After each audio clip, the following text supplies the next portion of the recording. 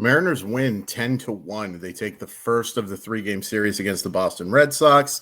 They improved to 21-20. They've won 3 of 4 and have been playing much better baseball as of late. Let's talk about how it happened.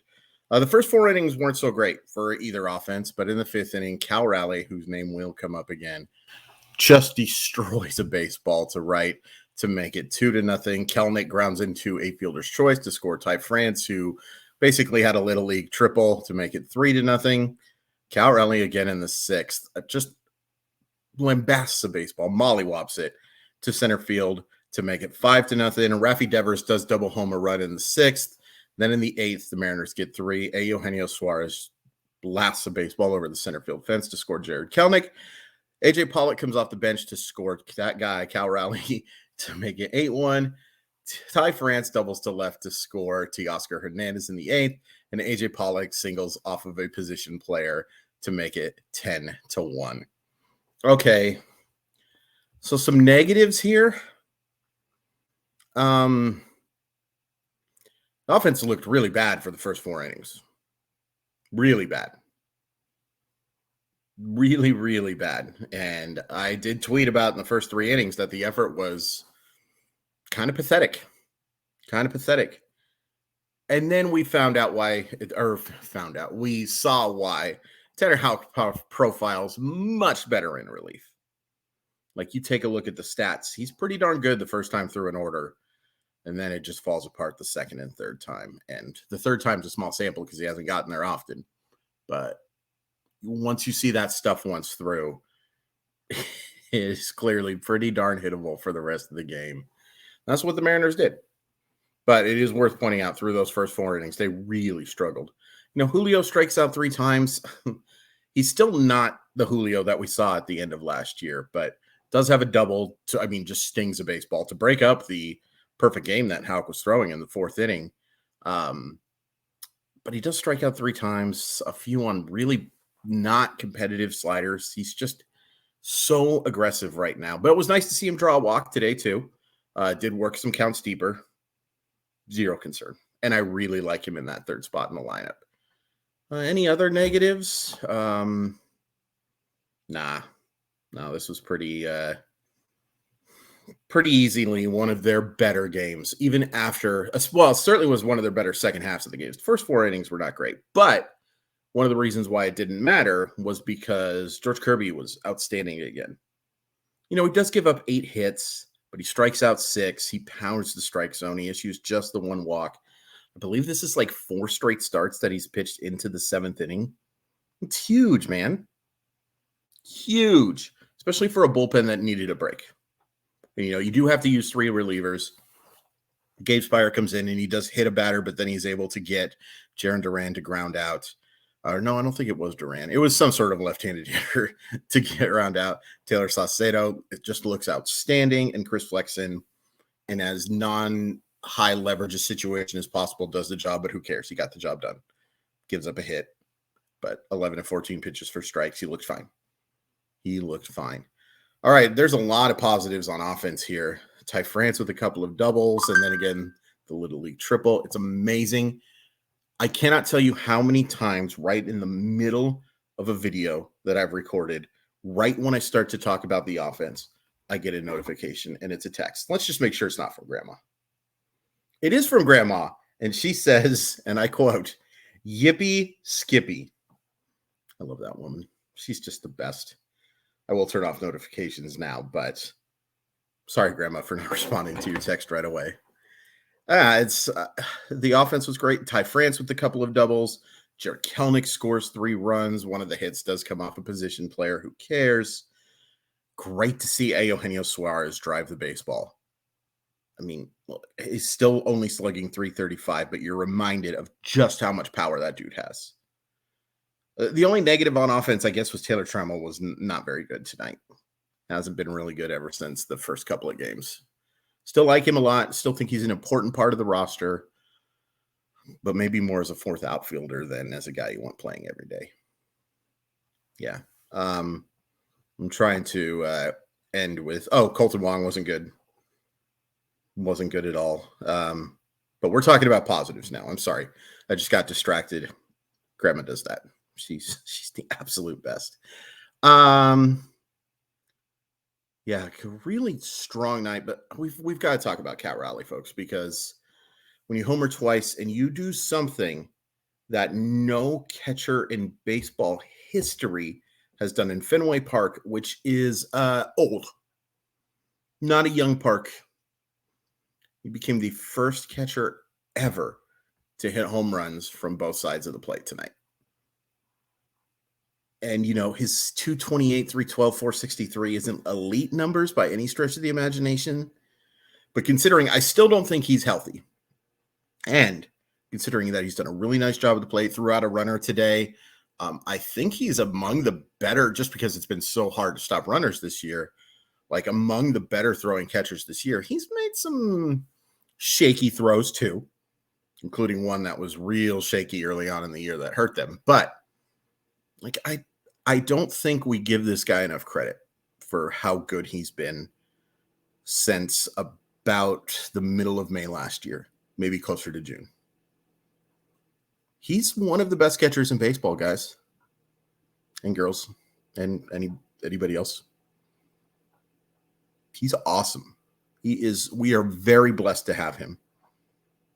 His approach has been good all year. I think he calls a strong game when he gets the chance. This is a nice reminder. It's funny, one of the only times he got out, of course, was the position player pitching to him with the chance to get that third homer. I wonder if that was in his back of his mind a little bit. Yeah, he's special, man. And that's why, as frustrating as most of this year has been, you are more than okay to be super encouraged about the future of this baseball team. Because you look at Julio, who doubles and walks. You look at Kelnick, who scores 3 runs, steals a base, gets a couple of hits. And you look at Cal Raleigh.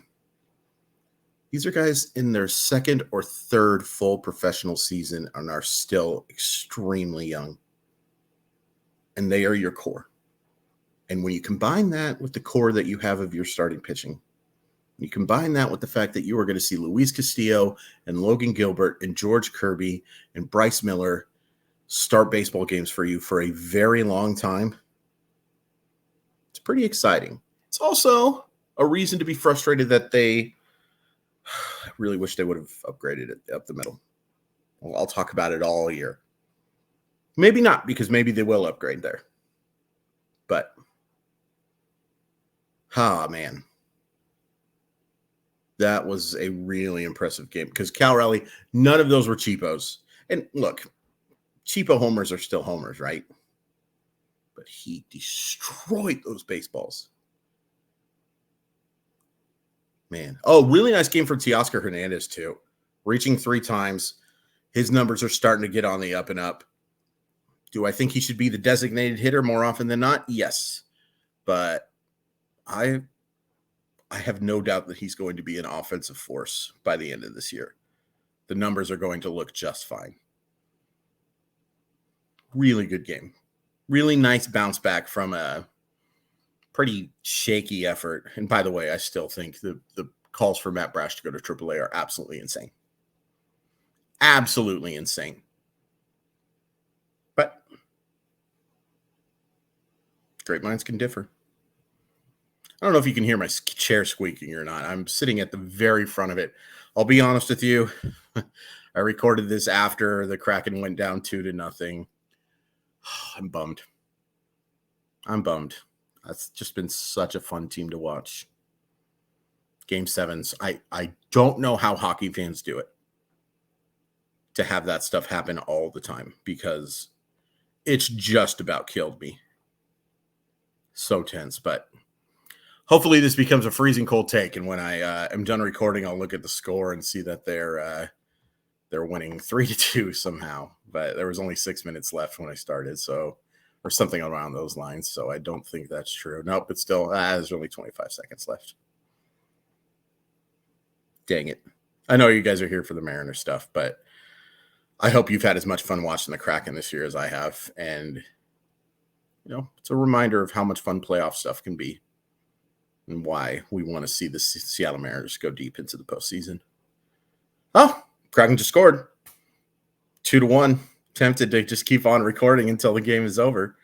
Good for Borkstrand, who had unbelievably unlucky start to the season in terms of shots going in. But yeah, let's get back to the baseball. And this was one of their best efforts, especially the final 5 innings. Like, dominated a pretty good Boston team. But you also saw that Tanner Houck, that's not a starting pitcher. It's not. He's a very good reliever. I think he could be one of the better high leverage guys.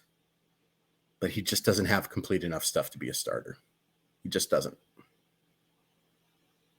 Unless a third pitch develops by a tremendous amount or his command gets significantly better.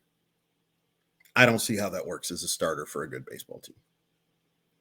Yeah. Follow me on Twitter at Crawford_MILB, but most importantly, please hit like and subscribe on this.